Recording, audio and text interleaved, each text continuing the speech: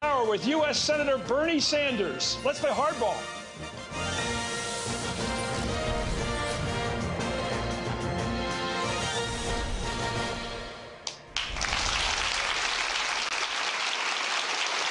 We're live from the University of Chicago's Institute of Politics. Good evening, I'm Chris Matthews, and welcome to the Hardball College Tour. Tonight, our special guest, United States Senator Bernie Sanders.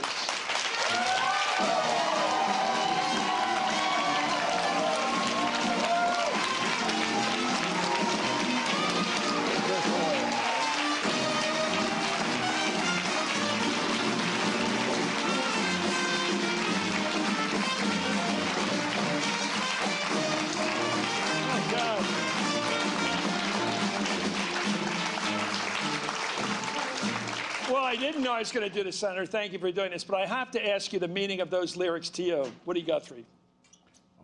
Just turns out yesterday we were in Oklahoma. Woody Guthrie means a lot to me. He was one of the great songwriters in modern American history. There's a museum in Oklahoma, Tulsa, for him. We use his song, This Land Is Your Land, at many of our rallies. And I think what he did is captured the spirit of working Americans, of poor people, in an extraordinary way. He brought together people like Ledbetter, Pete Seeger, Woody, and others to create, a whole moment for folk music in this country. An extraordinary man. I know that you did an album. Oh, God, please. You're using Woody Guthrie's name and my name in an album. Not a good idea, no. Well, this is going to be serious business. The presidency of the United States, the American presidency, has 4 hats, the way I can figure it. The first hat, of course, is chief executive, responsibility over the entire federal government and its efficiency and honesty. Secondly, head of state, you represent the American people to the world and to themselves. Head of government through your legislative program. And the one I want to talk about first is commander-in-chief. Well, you forgot one very important thing, Chris. Go for it. Represent the American people. Right. Represent working people and poor people and elderly people, people who are being shafted today, who need, in the wealthiest country in the history of the world, the right to have a decent standard of living and the right to know that their government is not controlled by billionaires in a corrupt campaign finance system.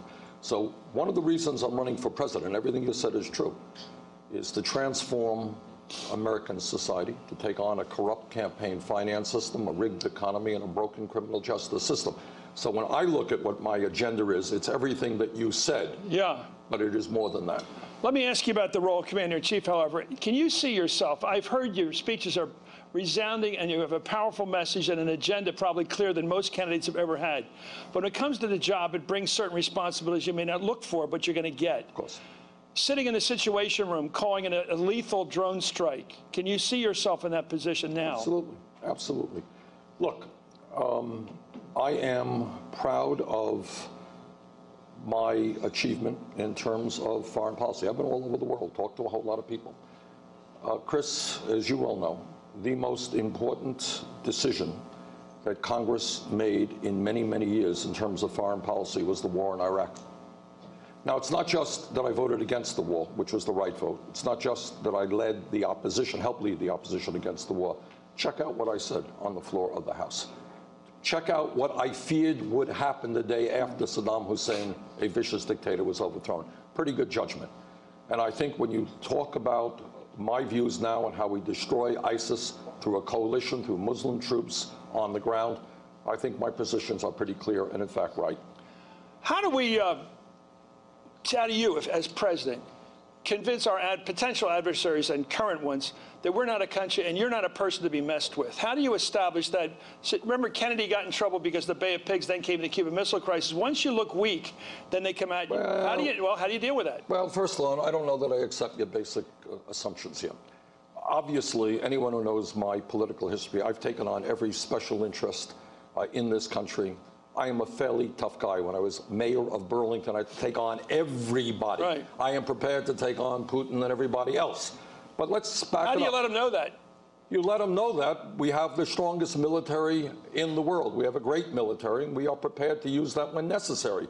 But let me also say that I think that the kind of regime change that the United States has brought forth over many, many years has been, in many respects, counterproductive. All right? It's not just the war in Iraq and the overthrowing Saddam Hussein. That was a terrible mistake leading to where we are today. You go way back and you talk about the overthrowing of Mossadegh. You remember Mossadegh in Iran? All about it. Oh, he wanted to nationalize oil there. The British were upset. The Eisenhower administration worked with him. And you know what we ended up with? Khomeini. All right? We overthrew Salvador Allende in Chile, who elected democratically. And you know what? We ended up with a lot of anti-American sentiment in Latin America. So what foreign policy is about is not just power, it is judgment. And I think we got to be a little bit careful about regime change. Hillary Clinton sees as a mentor of hers Henry Kissinger. So let me be very clear. I do not see Henry Kissinger as a mentor of mine. I think he was one of the worst secretaries of state in the history of this country. Well, let's add to the list Arbenz down in Guatemala. That's right. Let's talk about that. Exactly. Let's talk about Trujillo. We had something to do with that, That's baby. right. And something to do probably with Patrice Lumumba. We had a long history of, but now we have something called, as you say, regime change. So instead of unofficial or official assassination policy, we now have a regime change policy. You know, I'm looking at Libya. What did you think of that? We end up killing the leaders anyway. We got rid of Gaddafi, Saddam Hussein. And what happened? And what happened the day after? Look, you know, Saddam Hussein, a brutal, murdering thug, no question about it. Gaddafi, equal, bad guy. So, you know, Hillary Clinton and other people worked hard. They got rid of him. He was killed. And what happened right now? ISIS now has a foothold in Libya, which can be a testing ground, an operational stronghold for them in terrorist attacks. So here's the point. All of us agree that you got a lot of bad people running countries around the world. But it's not good enough to say Assad is a terrible guy. He is. What happens the day after Assad is gone? What is the best way to transition to democracy? So on this area, I would say Hillary Clinton and I have a difference. It's not just the war in Iraq, which she supported, I opposed. It is, I am a little bit more cautious in terms of regime change. So you're sitting in the White House and you're reading the op-ed page of the Washington Post or the New York Times or the Wall Street Journal. They start the drumbeat for another regime change. You know what happened last time? Page after page, day after day, they start pounding the door and they say, we got to get rid of Bashir Assad. Right. What do you do? You stand up to them. Look, you're absolutely right. The war drums for the war in Iraq, I remember it like it was yesterday. Right. Initially, the American people were very nervous about that war. You remember that? I remember it all. And the media kept pounding, we got to be tough, and he's a terrible guy, and they have weapons of mass destruction. The trick is not just to understand that we got a lot of bad people around the world. The trick is to understand what happens the day after you get rid of those people. This is a lesson I think I have learned, not just from Iraq. It's a lesson I knew a long, long time ago. Let's talk about an alternative world had you been president after 9/11. 9/11 happens. Let's not go back. I know there's really good arguments to be made that if your Secretary of State came in and said, Al-Qaeda is about to attack in the United States, you probably would have done something, sure, right? Of course. Okay, let's talk about afterwards. The president had the country united. He stood down there at ground zero. He had that firefighter right next to him. Everybody was with him. He went to Afghanistan. Would you have done that? Would you have done that? Well, first of all, what you want is, and what I believe also very importantly, what the lesson of Iraq is, very simply, the United States of America cannot and should not be doing it alone. Can't do it alone. You need coalition. You need coalition. And especially when you're dealing with countries in Iraq and Afghanistan and Syria, you need people on the ground. And this is, I understand, this is tough stuff. President Obama... What happens when nobody joins your posse? Well, Korea, they joined us. We had the Turks on our side. We had the South Koreans fighting on our side. We are not the policemen of the world. We got people sleeping out on the streets a few blocks away from here. We got 29 million people who have no health insurance. We are spending more money than the next 9 countries in this world on the military. So, yeah, we have got to be strong. We have got to protect our allies around the world. We have to protect ourselves from the dangers of terrorism. No ifs, buts, and maybes. But my foreign policy would be a little bit different, I think, than Secretary So if we don't have allies, we don't go. Look, you're asking me a hypothetical, but in general... No, but we have a situation now where nobody's going to help us in ISIS. What I am telling you It's not hypothetical, Senator. Nobody is joining us in fighting ISIS. There's nobody over there on the ground fighting. Well, you damn well better stuff working nobody with from them. That's outside. not quite true. That's not quite true. We have the... It's not quite true. You have King Abdullah of Jordan, who is making it very clear that the way you destroy ISIS is with Muslim troops on the ground, and we have got to provide air support and other types of support. But are they there? Are the Jordanians fighting? We have got to build that, and we are making, as you know, thank God, a little bit of progress. Now, nobody here believes that the Iraqi army has been a particularly effective fighting force. Right. But the truth is, finally, with American help, they were able to retake Ramadi. As you know, ISIS has lost 40% of the territory it controlled in Iraq over the last year. So maybe, knock on wood, we are making some Why did we progress. tear apart the Iraqi army? Well, don't ask me. I mean, ask the Bush administration. You're right. And that, so what we said to all the people in the Ba'ath Party, well, you're terrible, awful people. You're not going to lose your jobs. You're going to lose your money, right? Your income. You're not going to be able to take care of your family. And aren't we shocked? And they all joined ISIS. Yeah, what a shock that was. Okay, let's talk about it. This is a tough one, and I don't have the answer. That's why I'm giving you the question, all right? Gitmo. There are people in Gitmo. We can argue about the numbers. There's numbers of men down there, men, who we are scared of. We think they're true terrorists. We know they're going to get us the minute we let them go, but we can't bring them to court for lack of evidence because they may not have committed a crime by our laws. What do we do with them? Well, you shut down. I think the president is right. You shut down Gitmo. But what do we do with those people? Well, dangerous people we can't convict. Well, you put them in American jails, and we do the best. Look. What happens, though, when the ACLU, a good organization, comes forward and says these people deserve a trial, or you have to release them? Then what happens? Because they're on U.S. territory. Isn't that what we have on Gitmo? So they're not in U.S. territory. Well, I actually visited Gitmo. I was there. And all I can tell you is that Gitmo sends a signal to the entire Muslim world, to much of the world. The United States talks a good game about democracy. But take a look at Gitmo. They're running a prison camp. So, but what do you do with these guys? I don't have all of the answers, but I do believe we should shut down Gitmo. But if we let them go under your watch, then you're responsible for their conduct. They're not going to go, and I'm not going to let them go and start, waging terrorist attacks against the United States. But let me get to one point. All of these issues are important, but let me get to an issue that's more important, if I might. All right?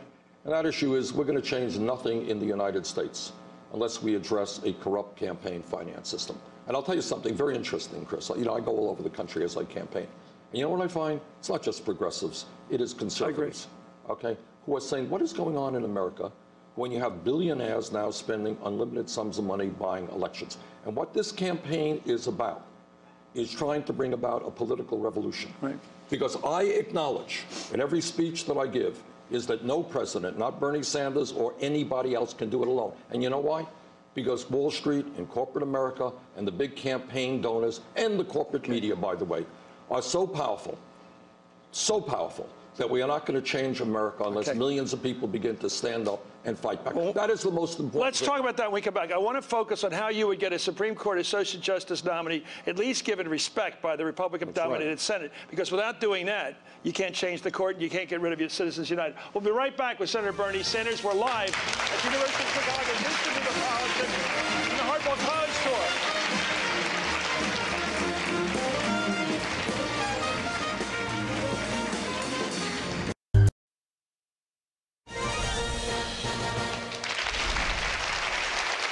Welcome back to the Hartwell College Tour with Senator Bernie Sanders at the University of Chicago's Institute of Politics. We were talking about Citizens United, and it's a big issue for you and for the country. I agree. The question is, how do we replace the Supreme Court justice seat left by Antonin Scalia? How do you get the Republican leadership led by Mitch McConnell, who one of your colleagues, even to give a hearing? The president doesn't seem to be able to move these people. Well, Chris, what we have, and I'm in the Senate and have been there throughout Obama's tenure, we have a level of obstructionism which I believe is unprecedented in the history of the United States. And what happened, as you know, literally on the day that Obama was sworn in as president, these guys got together and they said, all right, how do we make sure that Obama is as ineffective as possible? How do we stall? I'm there and I've seen them. We can't get an assistant, sanitation worker approved by the Senate without going through all kinds of processes. So this is just a continuation of that. And you ask me the question, what do we do about it? First of all, let me be very clear. I will do everything that I can to see that the president does make a nomination and that the United States Senate holds the hearings to either approve or disapprove. That's what the Constitution mandates. There's no debate about that, is there? Nope. And the idea, Article 2 says name a nominee. That's right. It's his job, the president. It is as clear as the nose on our faces. And yet these people are such obstructionists, they don't even want to give this president the right to fulfill his constitutional duty. So I will do everything that I can to make it happen. But you raise a broader question. You ask, well, what do you do about it? And I'll tell you, this is what the campaign is about. I know it's outside of mainstream thinking. Are you ready for this one, Chris? Yes. All right. Oh, I think I can take it. All right, take it. I don't want anyone collapsing on me here. It is to revitalize American democracy on issue after issue. And it's not just Republican obstructionism on this issue. You have a Congress that does the bidding of the billionaire class, of the campaign donors. You know, you're there all the time. Half the members of Congress are spending their life raising money, right? And it's getting worse and worse and worse. So this is what you got to do. What you need to do is rally the American people. I'll give you an example. Raising the minimum wage. Overwhelming support for raising the minimum wage. Congress does not want to do it. Pay equity for women workers. Congress does not want to do it. Obama can't do this, but you can. How? I'll tell you. Well, I don't. What you need, and what I say is you need a political revolution.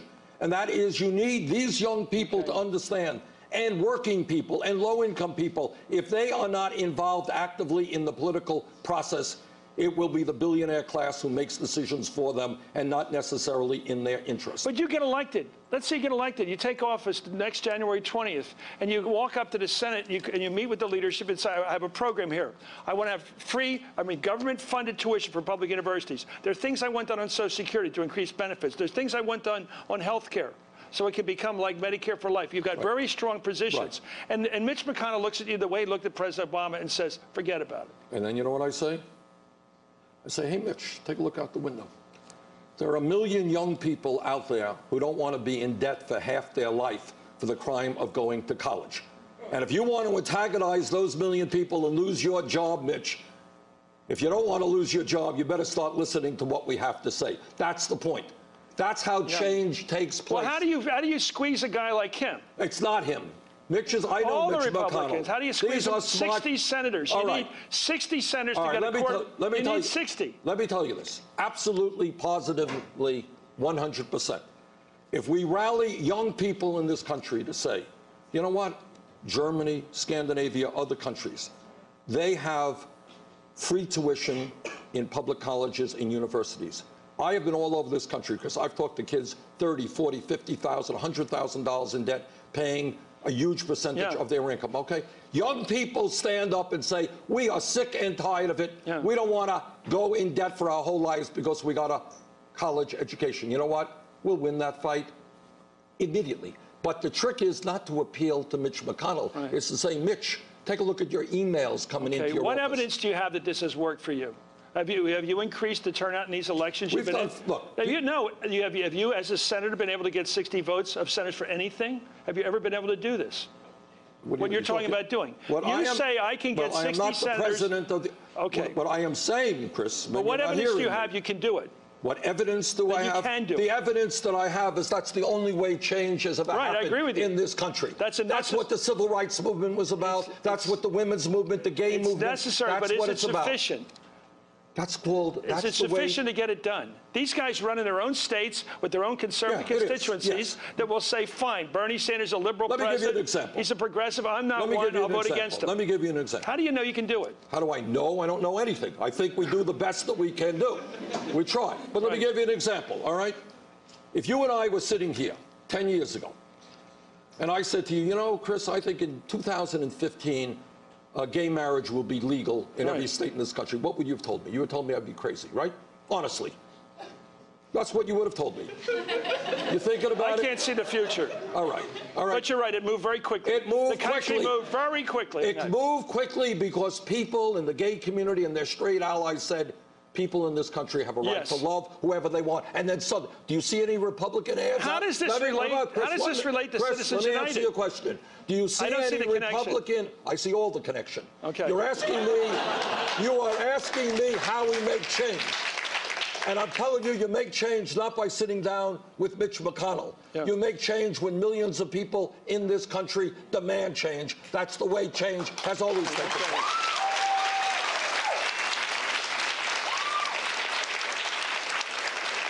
Chris, it's not just, I use gay rights, which is a good example, contemporary example for these young people to understand. They take, oh, gay rights, what's the big deal? Trust me, 10 years ago, 20 years ago, when I voted against DOMA in 1996, that was a very difficult vote. There's a difference. But What about the civil rights movement? What about the women's movement? It always happens when millions of people demand change. And right now, when we have massive levels of income and wealth inequality, when the top 1/10 of 1% now owns almost as much wealth as the bottom 90%. You know what? We do need a political revolution. Can I offer an alternative? It seems to me that the reason that we got a gay marriage, same-sex marriage, is because when we went to Prop 8, we went to California, they couldn't find anybody. Ted Olson, those people, there was nobody on the other side. California didn't have a case. There was no damage done by gay marriage. And that's what happened. There were no losers. Now, what you're offering... they couldn't make a case against it. Now, what you're offering... Hold it. Can I continue the thought? I don't agree with that. No, I don't agree with that. Okay, go ahead. They can't make a case. You have all of these fundamentalists. But they didn't lose.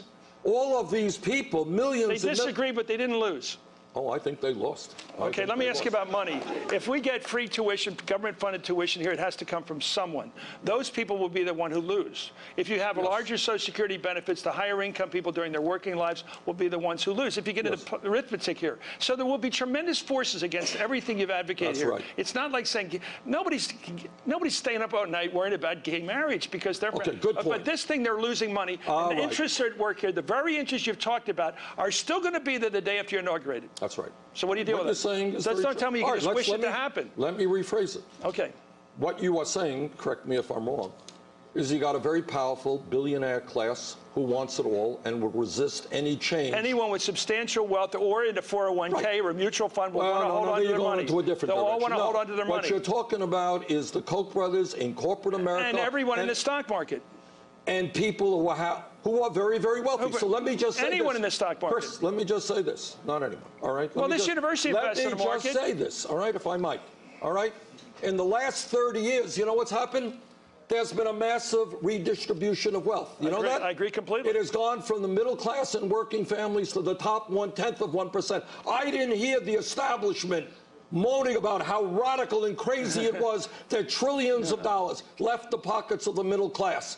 Now, when I'm talking about giving the middle class a break, all these guys are... No, you're giving a normative argument. I agree with it. The question is, how do you get it done when all this power is arrayed against you? Then let me... The Finance Committee is sitting around, how do we have to raise taxes on Wall Street? Right, so we do this 50-cent tax on $100. We have to get that tax passed. And then somewhere else you have to dedicate it to paying for tuition bills.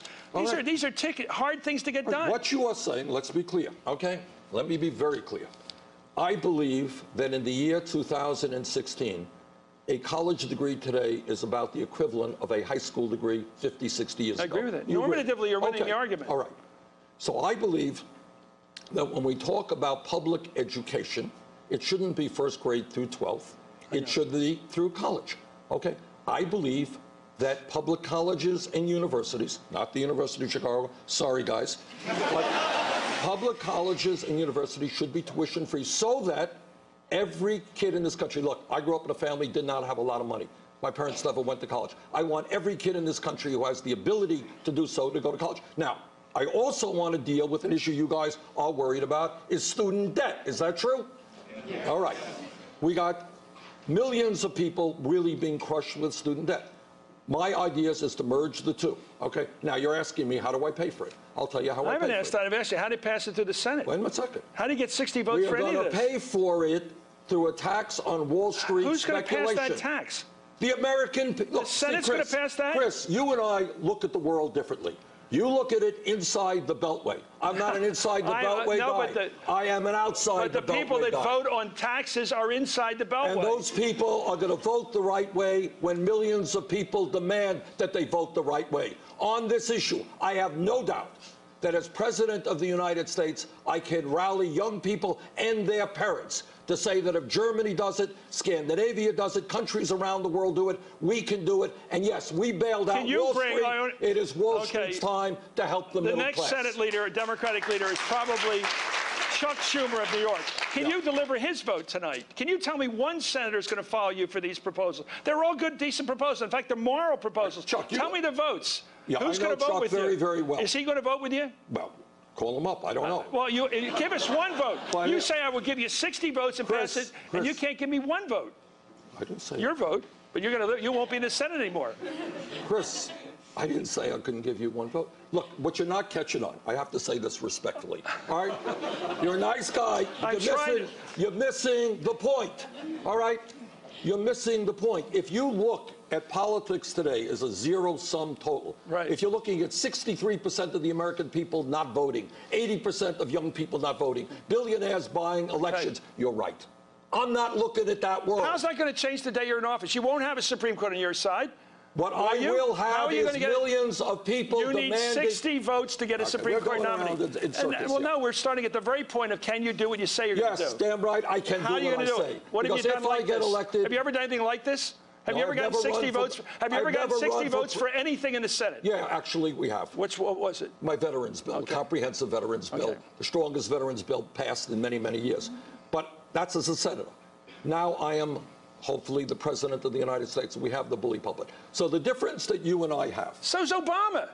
The difference that you and I have is you're looking at politics in the way it is today. Yeah. What I am trying to do is not just pass legislation. I'm trying to change the face of American politics, getting working people to stand up and fight for their rights. And I think when we talk about issues like creating millions of jobs, rebuilding our crumbling infrastructure, you tell me. With all this, look, suppose you propose all this legislation and nothing happens. Do you just sit in office for 4 years? I suspect not. Well, what would you do? Suppose they say no. First of all, you assume everything's going to change. 1 million people are not going to stay outside your window for 4 years. They're not going to be out the window. They may come once. Well, you are assuming, and this is the difference between our views, you are assuming, you know, that the American people are not going to be engaged in the political process. I think by definition. No, I'm watching the turnout figures this year, and they're not going up. Wait a minute. Wait a minute. Not on the Democratic side. Look, first of all, let's jump into that. Barack Obama in 2008 ran, in my view, one of the great campaigns in the history of the United States of America. You and nobody else has ever heard me say that, you know, we're going to run a better campaign than he did. It was a brilliant campaign. But this is what I will tell you, Chris. When I started this campaign, I was at 3% in the polls. In the last 10 days, there have been 4 national polls that I've seen. 3 of them had me in the lead, 1, 2 points down. We have come a long, long way. In terms of voter turnout, no. The voter turnout was not what Obama did in 2008. And by the way, though, in that election, to talk about little politics, you had John Edwards, you had other candidates in there bringing in votes. The voter turnout actually in Iowa was strong, in New Hampshire very strong, in Nevada not strong, which is why we lost. So our job is, in fact, to make sure that these young people come out, working class people come out to vote. Is everybody here going to vote? Yeah! Thank you. We'll be right back with some questions from the audience right here at the University of Chicago's Institute of Politics. The Hardball College Tour with Senator Bernie Sanders continues after this. Welcome back to the Hardball College Tour. By the way, look at that picture. That's Chamberlain House, one of the dorms here at the University of Chicago where Senator Bernie Sanders lived when he was a student here. We'll have more on his career here and the excitement of those days that involved a lot of activities by this guy here. Anyway, we want to get our first question in from the students. Go ahead. Thank you. My name is Dania Lagos. Thank you very much, Senator Sanders, for all you're doing. Earlier in the campaign, you notably decided not to focus on Hillary's emails. Now, as the campaign has increased in intensity, do you believe it's time to bring up the millions of dollars that the Clinton Foundation received from foreign governments when she was Secretary of State? Look,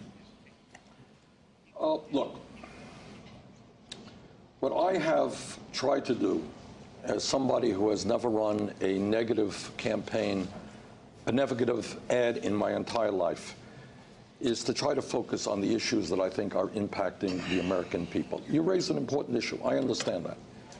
And I have talked about the fact that Hillary Clinton has received many millions of dollars from Wall Street for her campaign and for her super PAC. She's received very large speakers' fees from Goldman Sachs. I think those are important issues. And by the way, I agree with the New York Times editorial. I don't know if anyone saw it today, where they urged Secretary Clinton to release the transcripts of the speeches that she gave behind closed doors to Wall Street. So those are issues that I am going to focus on.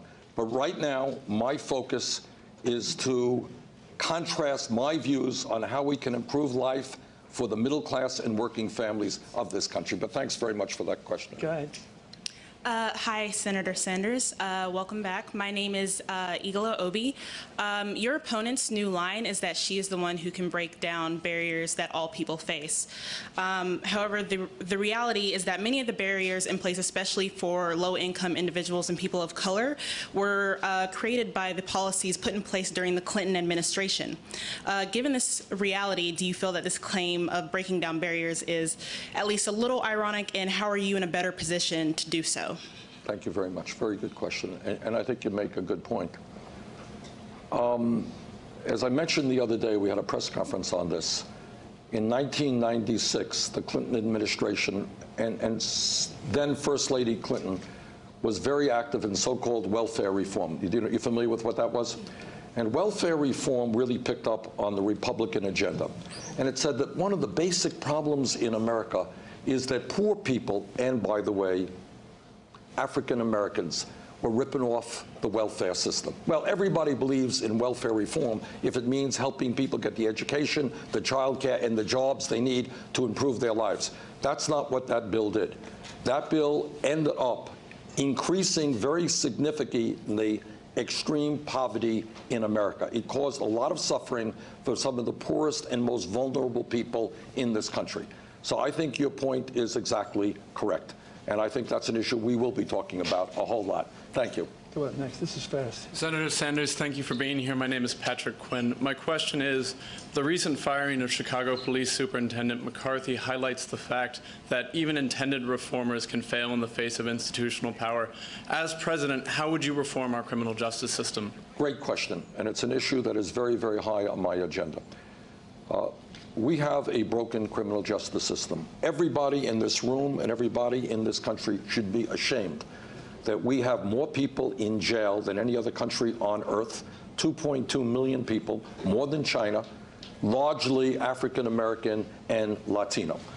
So let me tell you some of the things that I would do. First of all, what we do is try to prevent people from getting into the criminal justice. What is this justice system? What does it mean?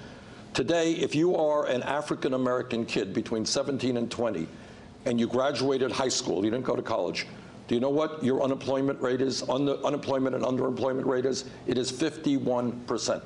51%. So my view is we will invest in jobs and education for those kids rather than jails and incarceration.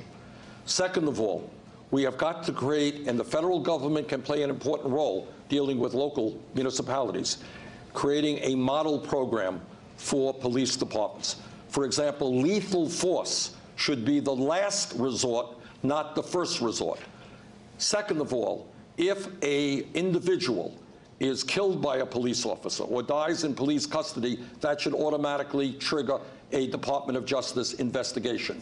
Thirdly, we want to make police departments look like the communities they serve in terms of their diversity.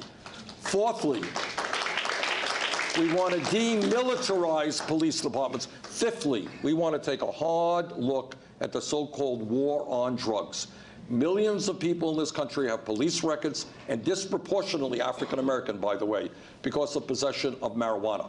I find it interesting in criminal justice that people on Wall Street whose illegal behavior destroyed our economy, they don't get a police record. Some kid in Chicago gets picked up with marijuana, he or she gets a police record. That's not right.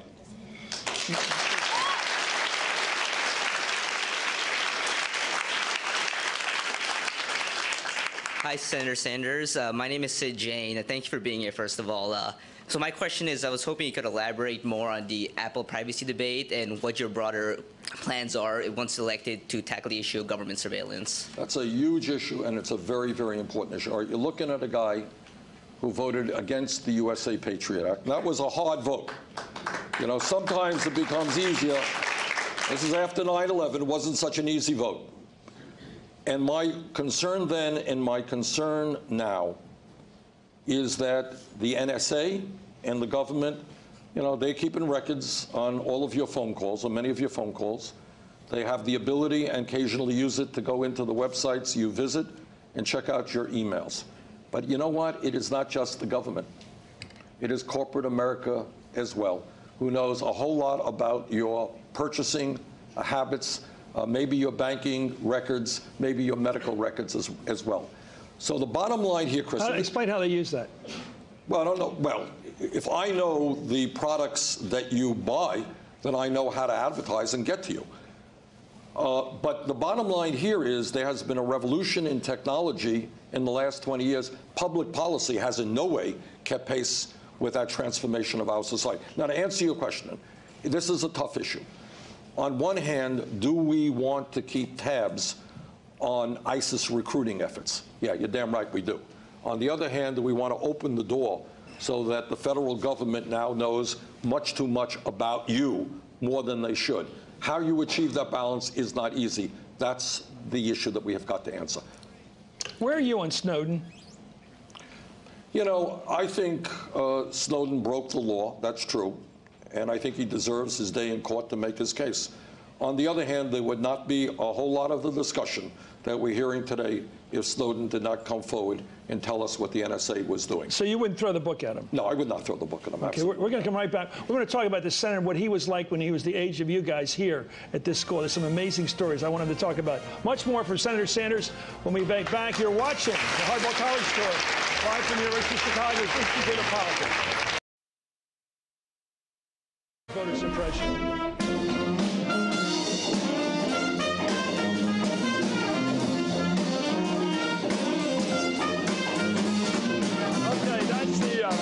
Red Dirt Brass Band. They're all students at the University of Chicago. Those guys are heading to New Orleans, as you can tell. Anyway, it's great having them. We're back with the Hardball College Tour, live from the University of Chicago's Institute of Politics. Let me get to some of these things about you, because we haven't had a chance to talk about you. I'd rather talk about you. No, we don't want to fight anymore. I can't fight. I've done my fighting. Let me ask you about the 60s. And I always try to I'm only a few years behind you, and I always tell people, my kids love to talk about, and my grandkids, if I've lived long enough, they love the 60s. What did it feel like? What was the zeitgeist like in the 60s here, when you were here? Well, you know, to be honest with you, and I don't say that just because I'm on TV, I was not much into drugs. My hair was a little bit long, not that long. We've got pictures. Yeah. We're showing them. For me, coming here to the University of Chicago, I think in 61 or 2, what was mind-blowing for me was beginning to get involved with a whole lot of people who were very different from the people that I grew up with in Brooklyn. And I became involved in the civil rights movement. Right. I think one of the first jobs that I ever had here in Chicago was with what was called the Packing House Workers of America. I mean, this used to be a major... Mostly African Americans. Often African Americans, yeah. Right. Yeah, that's right. And, you know, that's all gone now. But I learned about the trade union movement here. I learned about the civil rights movement. I learned about foreign policy and the peace movement as well. What was it like to get involved in it to the extent you'd be arrested? Here's what it was. The hard work and the dangerous work was being done in the South. It's where people were getting killed and their heads... Cheney and Goodman. Exactly. And their heads bashed off or getting killed. This is what we did here. We said, we are going to provide, you know, I didn't have any money, but, you know, we're going to provide some, you know, financial support for our friends in the South. But we got to look at what's going on here in Chicago as well. And I want to say this to the young people here at the University of Chicago. Back in the early 1960s, the University of Chicago, as you know, owns a lot of property, owns a lot of apartments. In those days, many of those apartments were segregated. They were segregated. And what we did, Chris, is we would send a black couple, husband and wife, to an apartment. They'd say, do you have any apartments available? And the guy, they would say, well, no, we're sorry, we don't. An hour later, we'd send the white couple. They'd say, oh, what would you like to see? We have all kinds of apartments available. And then we got focused on, so the demand was that the University of Chicago end the segregated housing that it owned. Then I got involved in a broader issue. At that point, the schools in the city of Chicago were pretty segregated. And I got involved in that, and that's where I got arrested. Let's talk about where you've done some recent things. Let's take a look at where you stood up against a guy who showed bigotry about gay people. Let's watch this from the Senate floor. Is there any shocking doubt? The same people that would vote to cut defense $177 billion, the same ones that would put homos in the military, the same ones that would not fund BRAC, the same ones that would not clear up. No, I will not. Sit down, you socialist. My ears may have been playing a trick on me, but I thought I heard the gentleman a moment ago say something, quote unquote, about homos in the military. Was I right in hearing that expression? Absolutely. Putting homosexuals in the military. You said something about homos in the military. Was the gentleman referring to the many thousands and thousands of gay people who have put their lives on the line in countless wars defending this country? Was that the group of people that the gentleman was referring to? I'm talking about the military. People in the military do not support. That's not what we were talking about. You used the word homos in the military. You have insulted thousands of men and women who have put their lives on the line. I'm talking about you and liberals like you that keep. Wow. What year was that? Who knows? 85. That's 95. And by the way, you know who that was? That was Duke Cunningham. He's busy now, isn't he? Yes. I don't know if he's still in jail or not, but he. Yes, he was sent to jail for bribery. But here was have you sent him any cards or anything? No, I have not. And you know, here is an example of somebody on the floor of the House making grossly homophobic statements, and it had to be dealt with, and I dealt with it. Let's talk about your ideology, because I've never quite figured it out. And back here, when you were a student, you were not only involved in civil rights, you joined a group called the Young People's Socialist League. A lot of people grew up, you know, I'm not that younger than you, a few years, a couple. Socialism was a hard thing to grab onto. How did you grab onto? How did you feel comfortable enough to get involved? Because a lot of kids here, how many people here are comfortable calling themselves socialist? Well, the hand was enough, but that's right. How many again? Let me see the signal. It's some. It's not a huge number. It's, I'd say, more over there, I think. Okay. Well, but maybe if it was back then, it would have been harder to even get your hand up. Look, what it was to me to trying to connect the dots, to try to understand what money and power was about, the impact it had on society, why it was that we had so much, and it's worse today than we had then, income and wealth inequality. But Chris, when I talk about... It's worse now, right? Yes, it is worse now. But when I talk about democratic socialism, what I talk about today is looking at countries around the world who have had labor governments and social democratic governments, who have brought health care to all of their people as a right, who have made public colleges and universities tuition free, who have managed to make sure that when elderly people retire, they can live in dignity, who have much higher voter turnouts than we do, a more vibrant democracy. That's kind of what I'm talking about. Do we have to make some other changes? We spend all our money defending the world with our military, right? We're paying national debt through the roof. It seems, you know the budget. So much of it doesn't go to helping people today. It goes either paying off debt or paying for a military. There's a World War II, Cold War budget. Right. You know, Sweden doesn't have that problem. Well, we're not Sweden, and you know. I mean, I'm in a smaller socialist country. That's right. They don't have the burden we have. Well, but they don't have the resources that we have as well. You know, they don't have the collective wealth that we have as well. Look, the bottom line is we need a strong military. Do I think it is bloated? Absolutely. Do you know how many administrators we have in the military? It's not just the men and women who are in uniform. We have, I think, 1.5 people to administer every man and woman who is in uniform. Right. You have huge cost overruns in the military. You got a lot of fraud that goes on there. You can't. The U.S. Department of Defense cannot sustain an independent audit. One of the few agencies of government. But also, I think you have to address the level of income and wealth inequality and the transfer of trillions of dollars from the middle class to the top 1/10 of 1%. We're going to go back to the big picture when we come back. I think you're going to like this segment. More questions from the audience when we come back at the University of Chicago's Institute of Politics. Back with Senator Bernie Sanders. We're back with Senator Bernie Sanders on the Hardball College Tour. I have one question fell off my lip in our tussle there in the second block. Black Lives Matter. Yeah. What's your reaction to the whole movement? It's a real movement. It's a real movement, and these people are raising an enormously important issue that I think the white community is not familiar with. African Americans worry about when they let their kids out on the streets. They worry when they get in their car. African Americans are 4 times more likely to be arrested for marijuana than whites, despite the fact that both groups smoke at about the same. Their sentences are longer when they are put in jail.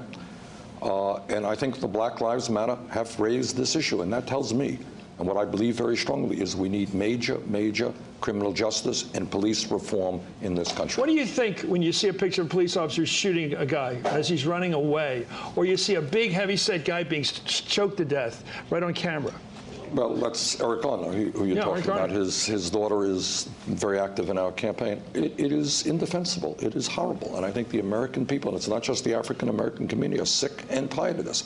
And the bottom line here is we need radical reforms in our police departments. And, you know, I was a mayor. I work with cops all of the time. Most of them are working hard, doing a good job. But when a police officer breaks the law, like any other public official, that officer must be held accountable. Let's get a question in. Thank you, Senator Sanders. My name is Chelsea Fine. We've talked a little bit about your background here at the University of Chicago, but one thing that you haven't discussed as much on the campaign trail is the fact that you're Jewish. As a Jewish student, I would like to know, what is your relationship with your faith, and what would it mean to you to become the first Jewish president? We have about a minute. Okay, obviously being Jewish is very, very important to me. I'm very proud of my heritage. And what comes to my mind so strongly as a kid growing up in Brooklyn and seeing people with numbers on their wrists. You probably have not seen that, but those were the people who came out of the concentration camps. And knowing that my good part of my father's family was killed by the Nazis. And that lesson that I learned as a very young person is politics is serious business. And when you have a lunatic like Hitler gaining power, 50 million people died in World War II. So I am very proud to be Jewish, and I'm proud of my heritage. Thank you, Senator. Thank you. Thank you very much. Senator Bernie Sanders. And thank you all at the University of Chicago for having us here at the Institute of Politics. Coming up at 11, join me.